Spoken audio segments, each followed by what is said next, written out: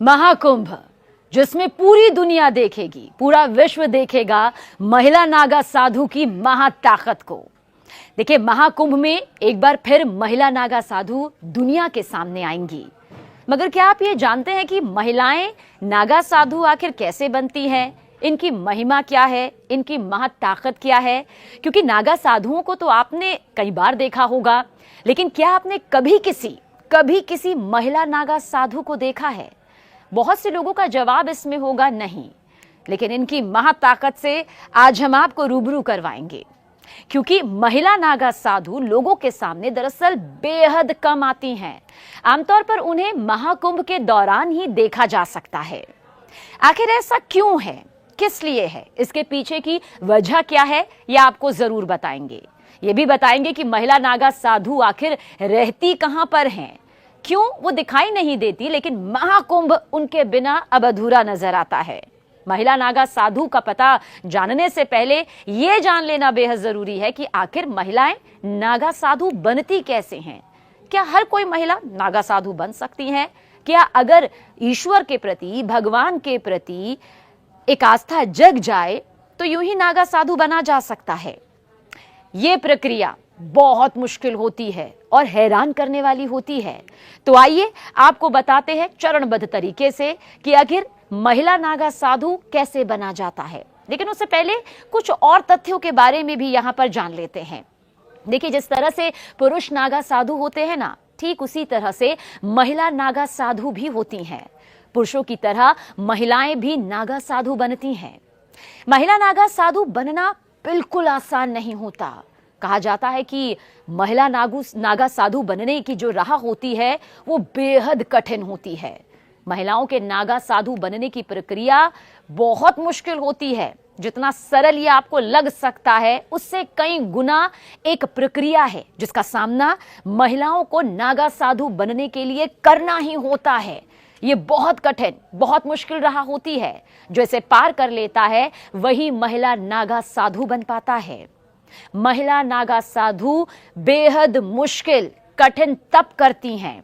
महिला नागा साधु का सारा जीवन ईश्वर के लिए, परमात्मा के लिए, भगवान के लिए समर्पित हो जाता है।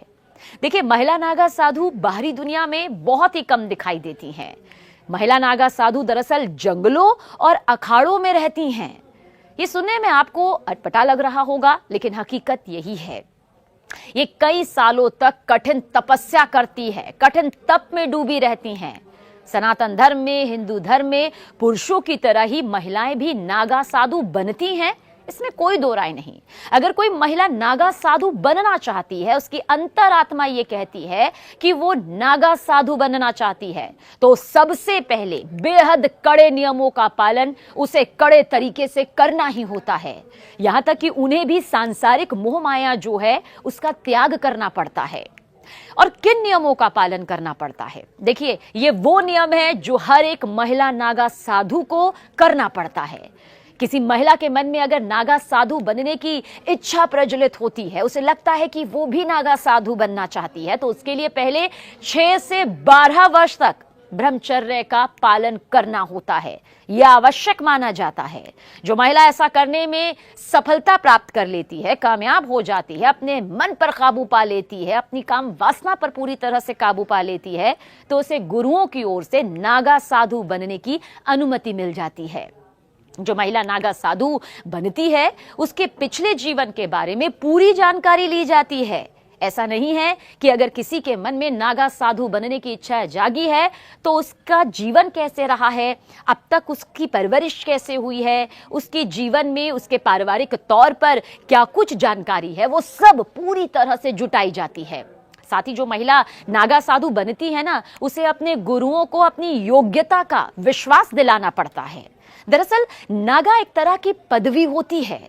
वैष्णव, शैव और उदासीन अखाड़े नागा साधुओं की होते हैं। अखाड़ों के बारे में हमने आपको पहले भी जानकारी दी है, आगे भी जानकारी देंगे, लेकिन एक बार फिर बता देते हैं। वैष्णव, शैव और उदासीन अखाड़े नागा साधुओं के ही होते हैं। और इतना ही नहीं, एक और खास बात, अपना ही पिंडदान जीते जी करना होता है। महिला नागा साधु तभी बन पाती हैं, पहले अपना उन्हें सिर मुंडवा दिया जाता है। यानी कि पहला जो होता है, सबसे पहले उनके बालों को कटवा दिया जाता है, क्योंकि कहते हैं ना कि एक महिला का सबसे बड़ा आभूषण उसके बाल होते हैं, इसलिए सबसे पहले इस मोह को त्यागा जाता है। नागा साधु बनने का सबसे अहम पड़ाव है पिंडदान करना। महिला नागा साधु बनने के लिए जीते जी महिला को अपना पिंडदान करा दिया जाता है, यानी कि उसे हर तरह के मोह से दूर रहना पड़ता है।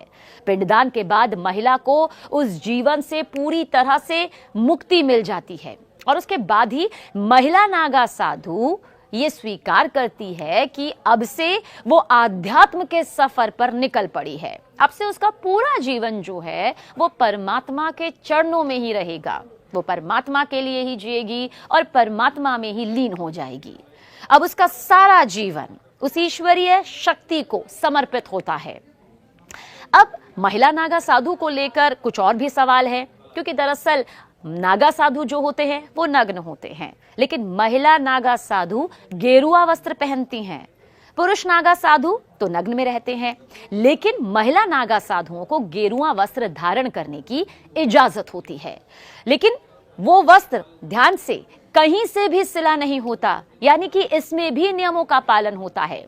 जैसे कि हम और आप जो कपड़े पहनते हैं वो सिले हुए होते हैं, उन्हें हम अपने हिसाब से अपने अनुरूप बना सकते हैं, लेकिन महिला नागा साधु किसी भी तरह से सिले हुए कपड़े नहीं पहनती हैं। और महिला साधुओं के माथे में, यानी कि महिला नागा साधुओं के माथे पर एक तिलक होता है, और वो भी अपने पूरे शरीर पर भस्म लगाती हैं, जैसा कि नागा साधु करते हैं, बिल्कुल वैसे ही। लेकिन जगह पर, अलग जगह पर उनका जो विशेष स्नान होता है वो किया जाता है। महिला नागा साधु बेहद सादा जीवन जीती हैं, साथ ही साथ एक लंबा और बगैर सिला गेरुआ वस्त्र पहनती है, जैसा हमने आपको पहले भी बताया। और इसके साथ ही उनके माथे पर तिलक भी होता है, पूरे शरीर पर भस्म होता है। और इतना भी बता दिए, नागा साधु, चाहे वो महिला नागा साधु हो या पुरुष नागा साधु हो, वो किसी भी दूसरे व्यक्ति के समक्ष अपना सिर कभी नहीं झुकाते और ना ही किसी की निंदा करते हैं, लेकिन उनका सिर आशीर्वाद लेने के लिए केवल वरिष्ठ सन्यासियों के समक्ष ही झुकता है।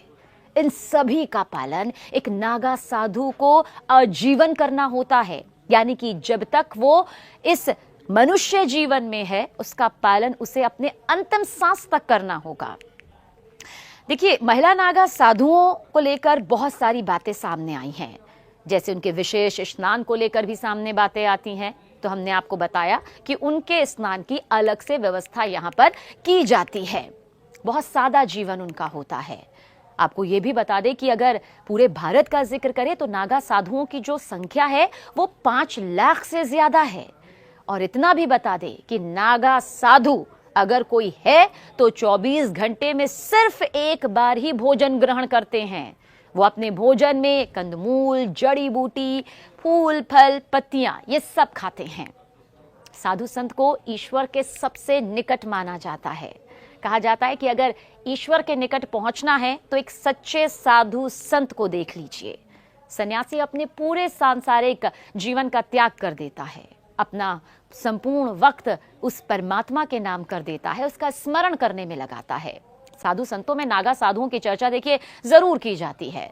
सबसे खास बात तो यह है कि नागा साधुओं को लेकर जो एक कड़ा स्वरूप नजर आता है वो सिर्फ भक्ति का ही नजर नहीं आता है, बल्कि कड़ाके की ठंड में भी वो कपड़े नहीं पहनते हैं, नग्न अवस्था में रहते हैं। ये उनकी वो तपस्या है जिसके जरिए उन्हें ये ताकत मिलती है, ये शक्ति मिलती है। शरीर पर धुनी भस्म लगाकर वो घूमते हैं। अच्छा, नागा का मतलब भी नग्न है। नागा सन्यासी अपना पूरा जीवन नग्न अवस्था में ही रहते हैं। नागा सन्यासी बनने की प्रक्रिया हमने आपको बताई कि कितनी लंबी है, कठिन है।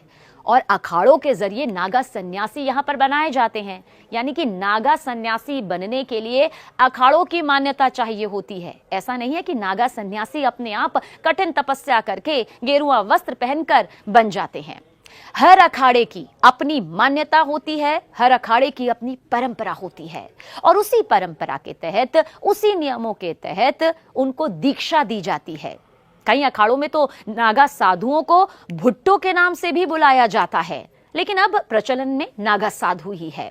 कितना जटिल इनका जीवन होता है, और वही जटिलता जो होती है एक तपस्वी के चेहरे पर नजर भी आती है। इनका युद्ध कौशल गजब का माना जाता है, और यही वजह है कि ये महाकुंभ की रौनक बन जाते हैं, महाकुंभ की शान बन जाते हैं। बताया जाता है कि किसी भी इंसान को नागा साधु बनने के लिए 12 साल का लंबा समय लगता है।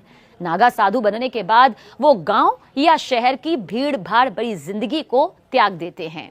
यानी कि जो भीड़ भाड़ और से भरी जिंदगी हम देखते हैं रोजमर्रा की, उसे पूरी तरह से त्याग देते हैं और अपने रहने के लिए पहाड़ों पर, जंगलों में चले जाते हैं। उनका ठिकाना उस जगह पर होता है जहां कोई आता जाता नहीं है। नागा साधु बनने की प्रक्रिया का हम जिक्र कर रहे हैं तो इसमें यह भी बता दें कि जो शुरुआत के 6 साल होते हैं वो बहुत महत्वपूर्ण होते हैं, क्योंकि इस दौरान वो नागा साधु बनने के लिए जरूरी जानकारी हासिल करते हैं और इस अवधि में वो सिर्फ लंगोट पहनते हैं। वो कुंभ मेले में प्रण लेते हैं, जिसके बाद लंगोट को भी त्याग देते हैं और पूरा जीवन कपड़ा धारण नहीं करते, वस्त्र नहीं पहनते। नागा साधु बनने की प्रक्रिया की शुरुआत देखिए, सबसे पहले ब्रह्मचर्य की शिक्षा लेनी होती है, इसमें सफलता प्राप्त करनी होती है, और अगर इसमें सफलता प्राप्त हो जाती है तो महापुरुष दीक्षा दी जाती है और इसके बाद यज्ञोपवीत होता है। क्या होता है ये? इस प्रक्रिया को किया जाता है और उसके बाद वो अपने परिवार का पिंडदान करते हैं, जिसे बिजवान भी कहा जाता है। देखिए, हम पिंडदान का जिक्र इसलिए कर रहे हैं क्योंकि ये नागा साधु को, चाहे वो पुरुष हो या महिला हो, ये करना ही होता है। वैसे कुछ जानकारी ये भी देते हैं कि 17 पिंडदान होते हैं, जिनमें से 16 अपने परिजनों का और 17वां खुद का पिंडदान होता है। यानी कि सबका पिंडदान उन्हें जीते जी करना होता है। 17 पिंडदान, जिनमें से 16 अपने परिजनों का, 17वां खुद का पिंडदान होता है। अपना पिंडदान करने के बाद वो अपने आप को मृत समान घोषित करते हैं, जिसके बाद उनके पूर्व जन्म को समाप्त माना जाता है। पिंडदान के बाद वो जनेऊ गोत्र समेत उनके पूर्व जन्म की सारी निशानियां मिटा दी जाती हैं। वैसे कई बार लोग बहुत ज्यादा यहाँ पर असमंजस की स्थिति में पड़ जाते हैं। उन्हें लगता है कि नागा साधु, अघोरी, ये क्या अमूमन एक जैसे हैं? तो देखिए, वैसे तो हम महिला नागा साधु का जिक्र कर रहे हैं, लेकिन ये जानकारी भी आप तक पहुंचाते हैं। देखिए, अघोरी जहां तंत्र साधना करते हैं, एकांत में रहते हैं, तो वही नागा साधु मंत्र साधना और योग करते हैं। समझिए, अघोरी तंत्र साधना करते हैं, वहीं पर नागा साधु जो हैं वो मंत्र साधना करते हैं, योग करते हैं, और सामाजिक स्तर पर नागा साधु काफी सक्रिय रहते हैं। वो धर्म की रक्षा के लिए प्रतिबद्ध रहते हैं और समय आने पर युद्ध तक के लिए तैयार हो जाते हैं। इन्हें युद्ध कला में पारंगत माना जाता है। अखाड़ों का जिक्र हमने किया तो इस समय 13 प्रमुख अखाड़े हैं, जिनमें प्रत्येक में शीर्ष महंत आसीन होते हैं। इनमें 7 वैष्णव सन्यासी, 3 बैरागी वैष्णव और 3 उदासीन सांप्रदाय के हैं। शैव सन्यासी संप्रदाय के 7 अखाड़े हैं। संतों के 13 अखाड़ों में 7 अखाड़े ही नागा साधु बनाते हैं। हमने इसलिए अखाड़ों का जिक्र किया कि संतों के 13 अखाड़ों में 7 अखाड़े ही नागा साधु बनाते हैं। अब ये कौन से हैं? ये हैं जूना, महानिर्वाणी, निरंजनी, अटल, अग्नि, आनंद और आह्वान अखाड़ा। देखिए, नागा साधु बनने की प्रक्रिया हमने आपको यहाँ पर बताई। नागा साधु का रहन सहन कैसा होता है ये भी आपको बताया। नागा साधु की तपस्या कैसी होती है इसकी भी जानकारी दी। लेकिन नागा साधु एक तरह से सैन्य पंथ है, यानी कि युद्ध करने वाला। सिर्फ तपस्या करने वाला तपस्वी ही नहीं, बल्कि युद्ध करने वाला, वक्त आने पर अपना युद्ध कौशल दिखाने वाला। और वो एक सैन्य रेजिमेंट की तरह बंटकर रहते हैं और अपने त्रिशूल, तलवार, शंख, चिलम से इस दर्जे को दर्शाते भी हैं। देखिए, नागा साधु जो हैं वो कुंभ महाकुंभ के अवसर पर ही दिखाई देते हैं। कुंभ मेले में नागा साधुओं को लेकर खास आकर्षण भी रहता है और भारतीयों के साथ ही जो विदेशी श्रद्धालु आते हैं, विदेशी सैलानी आते हैं, इन्हें जानने की चाह उनमें भी उतनी ही नजर आती है। दिगंबर का मतलब आपको बताते हैं कैसे ये इससे कनेक्ट हो जाता है। दिगंबर का मतलब जो आकाश को ही अपना वस्त्र मानते हों, यानी जिन्हें लगता हो कि ये पूरा आकाश जो है ना, वही उनका वस्त्र है, वही कपड़ा है, वही उनका शरण है। कपड़ों के नाम पर पूरे शरीर पर धुनी की राख लपेटे नागा साधु कुंभ मेले में विशेष स्नान के समय ही खुलकर सामने आते हैं और विशेष स्नान, जिसे शाही स्नान कहते हैं, समय समय पर अपनी मंडली के साथ आचार्य महामंडलेश्वर श्री महंत के रथों की अगुवाई करते हुए शाही स्नान कर पुण्य प्राप्त करते हैं। वैसे ये भी बता दें कि राजा भी नागा साधुओं का सहयोग लेते थे। विदेशी आक्रमण की स्थिति में, विदेशी आक्रमण के हालात में कई बार ऐसा हुआ जब राजा महाराजा भी अखाड़ों के नागा साधुओं का सहयोग लिया करते थे।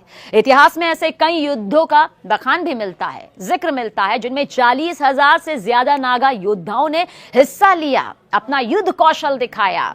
अहमद शाह अब्दाली के मथुरा वृंदावन के बाद गोकुल पर आक्रमण करने पर नागा साधुओं ने मुकाबला करके गोकुल की, कहा जाता है कि, रक्षा की थी। भारत की आजादी के बाद इन अखाड़ों ने अपना सैन्य चरित्र त्याग दिया, लेकिन अखाड़ों के प्रमुखों ने भारतीय संस्कृति और दर्शन के सनातनी मूल्यों का अध्ययन किया, अनुपालन किया और संयमित जीवन व्यतीत करने का आदेश दिया। कोई भी अखाड़ा, चाहे वो कोई भी अखाड़ा हो, अच्छी तरह, पूरी तरह जांच पड़ताल करके ही योग्य व्यक्ति को ही प्रवेश देता है। सबसे पहले लंबे समय तक ब्रह्मचारी के रूप में रहना होता है, फिर उसे महापुरुष, फिर उसे अवधूत बनाया जाता है। अंतिम प्रक्रिया महाकुंभ के दौरान होती है, जिसमें उसका खुद का पिंडदान यानी कि दंडी संस्कार आदि कराया जाता है, जिसे हमने बताया बिजवान भी कहा जाता है। और अंतिम परीक्षा दिगंबर और फिर श्री दिगंबर की होती है। दिगंबर नागा एक लंगोटी धारण कर सकता है, लेकिन श्री दिगंबर को बगैर कपड़े के रहना होता है। एक बार फिर से बताते हैं, अंतिम परीक्षा होती है नागा साधुओं की दिगंबर और फिर श्री दिगंबर की। दिगंबर यानी नागा एक लंगोट धारण कर सकता है, लेकिन श्री दिगंबर को बगैर कपड़े के रहना होता है और वो इस पूरे आकाश को ही अपना वस्त्र मानता है। तो देखा, जिन नागा साधुओं को आप देखते हैं महाकुंभ में, वो महज सिर्फ साधु नहीं है, उनके पीछे की तपस्या, उनके पीछे की कहानी नहीं, बल्कि हकीकत कितनी ज्यादा मजबूत है। और ऐसे ही महिला नागा साधु को भी इसी प्रक्रिया से गुजरना पड़ता है। तो इस बार जब महाकुंभ में आप महिला नागा साधु और नागा साधुओं के दर्शन करें, तो महज दर्शन के तौर पर ना करें, बल्कि समझिए कि आखिर कितनी कड़ी तपस्या और 12 साल का जो लंबा सफर रहा, उसके बाद तैयार होते हैं ये नागा साधु।